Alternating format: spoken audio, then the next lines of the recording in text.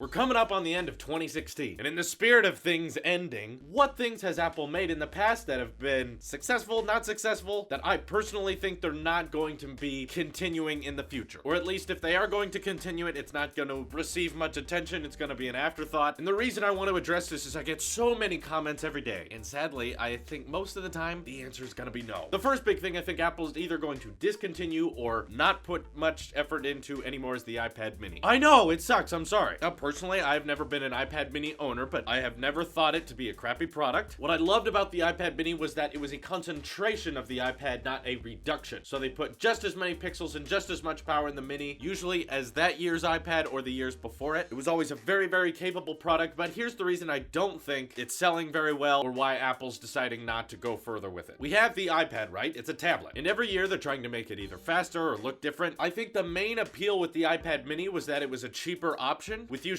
not quite as much power, but still very, very capable. But I think the main reason people want iOS on a bigger screen is that so it can be on a bigger screen. Also, this is the first year that the iPhone 7 Plus has actually been more popular than the regular iPhone 7. And I talked about this back when I got my iPad Pro. When you have a Plus model iPhone, even the regular sized iPad Air is not that big of a difference in terms of screen size. They're pretty close. I think it's 3 iPhone 7 Pluses would equal 1 iPad Air or something like that. So switching over to the iPad suddenly felt like I wasn't getting that much more real estate until I got my iPad Pro, and then it definitely felt like an upgrade. I felt like I had much more to work with on the display, but the majority of Apple's users are switching to bigger phones, whether it be the 7 or 7 Plus, and when you have phones that are that big already and you're switching up to a 7.9-inch tablet, there's very, very little difference there, and what you have is this secondary product that's cool and very capable, but it's not that much bigger than your phone, and it doesn't quite fit in your pocket. So it's really this in-between zone that I think most users are not buying into. I know you're out there. I understand there's a ton of you guys who love the iPad mini. You love your iPhone SE. I'm sorry. I don't make the rules. I would keep it around just for fun, but there's probably a logical reason, as in putting in the R&D and putting in the investments into making more of them will not pay off in the long run because not enough people are buying them. And I think Apple sees much more potential with the iPad Pro given it has far better specs and more screen real estate so that content developers can have more to work with. Whereas the mini is kind of putting people in this weird box. The next big thing I still get questions about: iPods.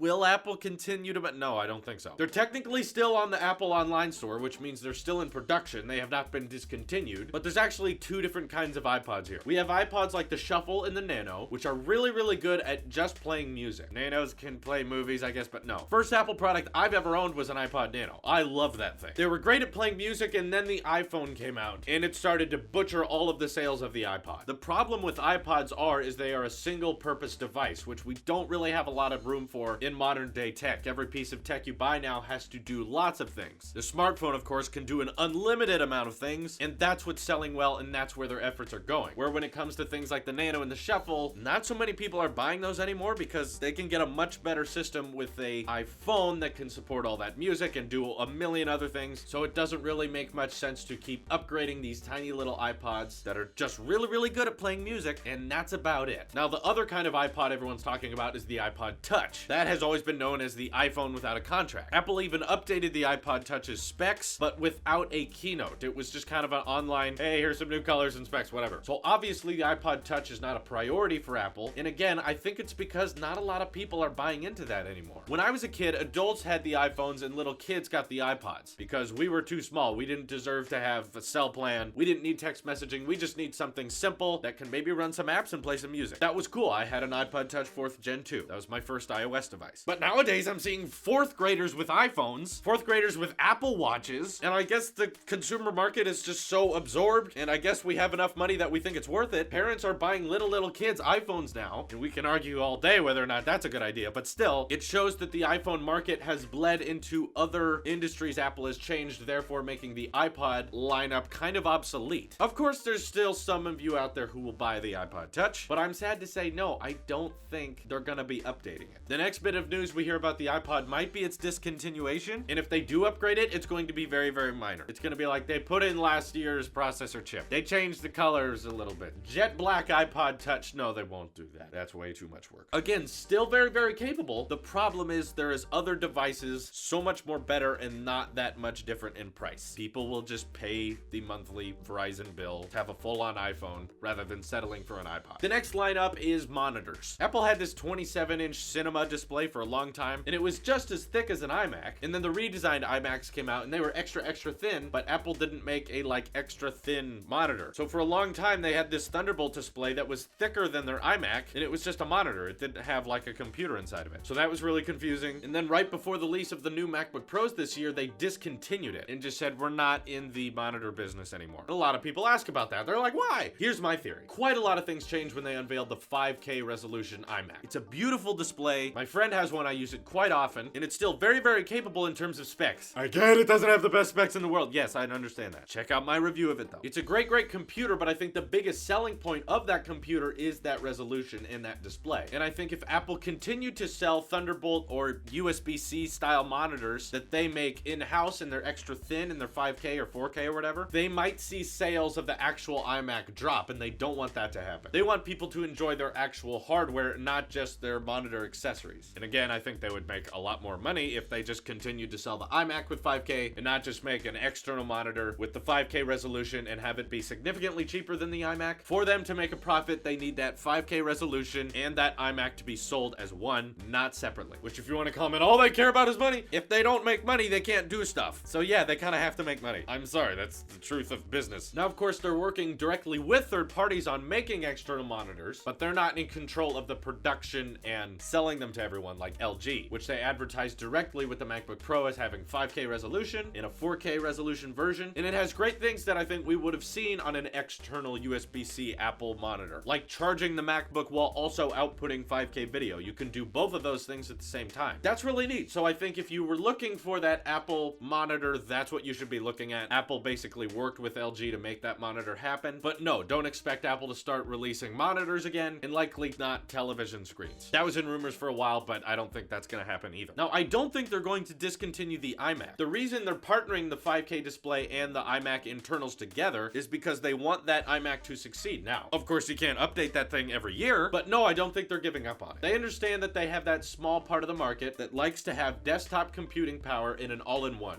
But before you go commenting your wish list, be careful what you wish for. So if you keep saying that I want to see a refreshed iMac, why is there no upgrade? Careful, careful. You know what's gonna happen. They're gonna remove those ports on the back of the iMac. You'll get 4, maybe 6 USB-C ports, and that's it, nothing else. And you'll get spec upgrades, but all you will complain that there's no 64 gigs of RAM option. Sorry. So why don't you enjoy that iMac as it is right now with your legacy ports before you go complaining about them not upgrading it annually. The upgrade might come next year, it might come in 2018, I don't know. I just don't think they're done with it yet. I'd like to see a touch bar on a Magic Keyboard to go with the iMac. So those are the 3 big things that I think Apple is not going to be pursuing. I don't think they're giving up on the Mac Pro or the iMac. The MacBook Air is weird. I think they're just keeping that around for fun. But yeah, don't get your hopes up for the iPad Mini 5 or the iPod or an external monitor. I don't think those are coming. Sorry, that's just what I think. It's not what I would do, it's just what I think is gonna happen. This is your Apple Sheep here, and I hope you all have a Merry, Merry Christmas. See you in the next one.